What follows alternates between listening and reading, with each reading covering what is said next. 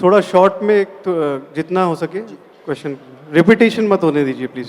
मैं सोलंकी सर से मेरा एक सवाल है, आपने ए बी सी डी आपने 4 लेयर बताया और एग्रीगेटर ए को देगा, ए आरसीएम से टैक्स पेमेंट कर देगा। सर आपने क्या बोला? एग्रीगेटर ए को देगा और ए आरसीएम से टैक्स पेमेंट कर देगा, तो आपकी चेन आगे स्मूथ हो जाएगी। लेकिन सर एग्रीगेटर नहीं, मैं क्या बोल रहा हूँ, आरसीएम एक प्रोविजन होता है अनरजिस्टर्ड पर्सन से परचेज करना। हाँ ठीक है, यूआरडी से परचेज किया, हाँ, और तो वो फर्स्ट स्टेज में टैक्स पेमेंट करेगा एक ही लेवल पे, एक लेवल पे। लेकिन सर हमारे यहाँ ये तकलीफ फिर आएगी कि फिर ए जो है ना वो फेक इन्वेस्ट इशू करना चालू कर देगा, वो डी तक पहुंचने तक वो चालू हो जाएगा। सर फेक क्यों करेगा? जब उसने आरसीएम में टैक्स जितना परचेज किया उस पर आरसीएम में टैक्स भरा है। सर वो 6 महीने बाद मालूम चलता है, मैं वो बोलना चाह रहा हूँ, वो बातें बाद में मालूम पड़ती है। तो ये आरसीएम तो डी में ही करना पड़ेगा, उसको किस तरीके से किया जाए, इसमें मेरा एक सजेशन है, बी को ए एग्जम्पशन सर्टिफिकेट इशू कर दे, सी को बी इशू कर दे और डी को सी इशू कर दे, और वो जीएसटी पोर्टल से ही निकले, और आरसीएम एट द जो मैन्युफैक्चरर है वो आरसीएम पेमेंट करे। सर ये एक सजेशन जाना चाहिए सर अपने तरफ से।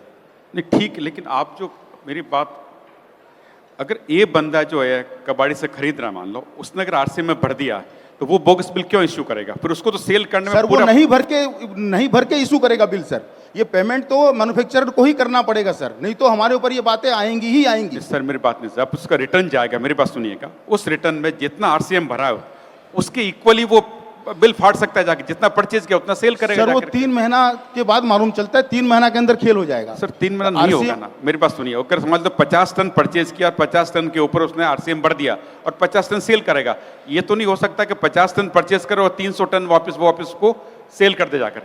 आपके एग्जाम्पल में 50 टन परचेज किया और 300 टन सेल किया, 250 टन विदाउट बिल निकाल दिया, वो नहीं होगा सर इसमें। सर देखिए, गुड्स का मूवमेंट प्रॉपर बिल प्रॉपर वो चैनल से होना चाहिए, सबसे बड़ा इशू वो है। जैसे एक सजेशन आ रहा है 1% टैक्स और ई वेबिल को स्ट्रेंथन किया जाए, तो उसके बगैर अगर कोई माल पकड़ में आता है तो आप उसको 0 का माल मानिए, तो वो सजेशन भी ठीक है सर। लेकिन टैक्स एट द एंड अगर मैन्युफैक्चरर ही पेमेंट करेगा तो ये सक्सेस होगा सर, मेरा ये सजेशन यही है। सर मैं HK enterprise and sons Bhavnagar Gujarat से हूँ।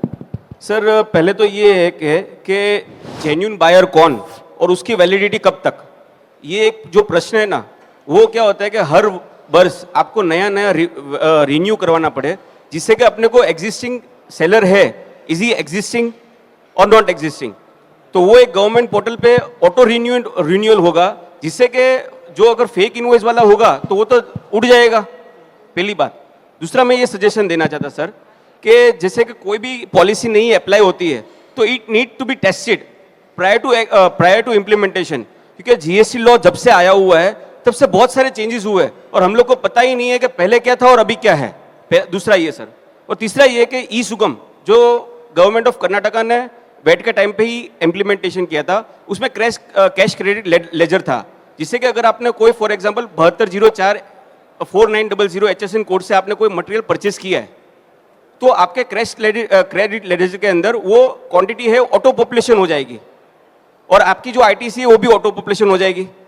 फॉर एग्जाम्पल अगर मैंने 100 टन माल लिया है और मुझे 1 टन माल देना है तो मैं नहीं फाड़ सकता हूँ।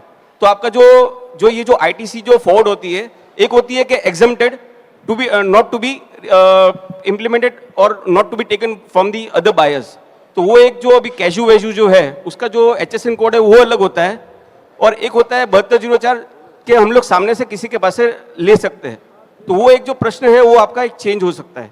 और जो अगर फॉर एग्जांपल मैंने 100 टन माल दिया तो मैं 100 टन माल सामने दूंगा, और अगर 90,000 रुपये में दिया और 1 लाख रुपए में मैंने माल सेल किया है तो मुझे अपना जो आईटीसी जो डिफरेंस है वो पहले मैं अगर गवर्नमेंट की पोर्टल पे अगर मैं जमा करूंगा तो ही मैं ईवीएम बिल और ई इनवॉइस बना सकता हूँ। हाँ सर, 1 मिनट, आपको आपके एक पॉइंट पे अपन बात करेंगे, सब सारा डिटेल में मत जाइए। आप उनको माइक दीजिए आपका। सर एक शॉर्ट में इनका एक पॉइंट का डिस्कशन ले लीजिए। We have other delegate also, please. मैं आंसर करूं इनको? आंसर? हाँ प्लीज प्लीज। हाँ देखिए, जो आप बोलते हैं ना कि जेन्युइन बायर कौन, तो एक आदमी को दूसरे का जेन्युइननेस डिसाइड करने की अथॉरिटी देंगे तो प्रॉब्लम होगा। पासपोर्ट एक्ट, पहले पासपोर्ट बनवाना बड़ा मुश्किल था, आज बड़ा आसान हो गया है। तो क्या पासपोर्ट डिपार्टमेंट के लोग ज़्यादा रेशनलिस्ट हो गए हैं, ज़्यादा ऑनेस्ट हो गए हैं, या लॉ में बदलाव है? ये दोनों ही चीज़ें नहीं है। एक्ट भी वही है, लोग भी वही हैं। सिस्टम बदल गया, टेक्नोलॉजी का इस्तेमाल हुआ।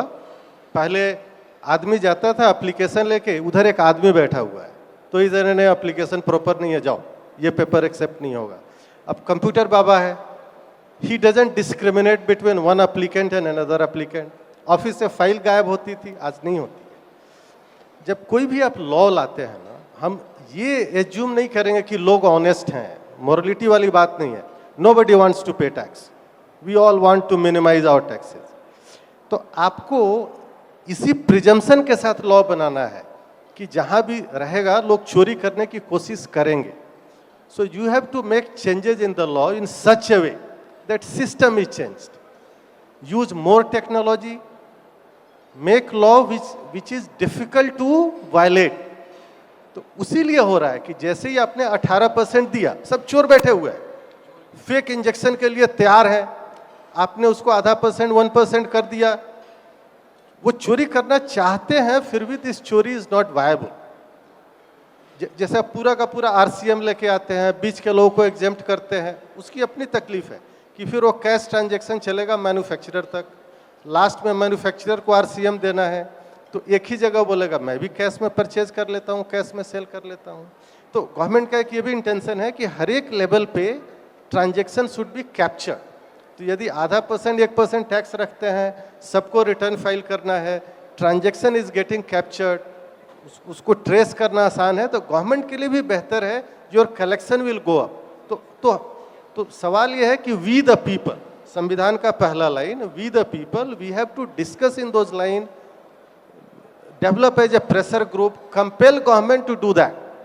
आप किसी भी एक आदमी पे छोड़ देंगे ना कि भाई you will decide who is genuine, वहीं पे गड़बड़ी शुरू होती है। Thank you. Two line answer for your question. आपका क्वेश्चन है कि जेन्यूनेस कैसे डिसाइड करें एज ए बायर।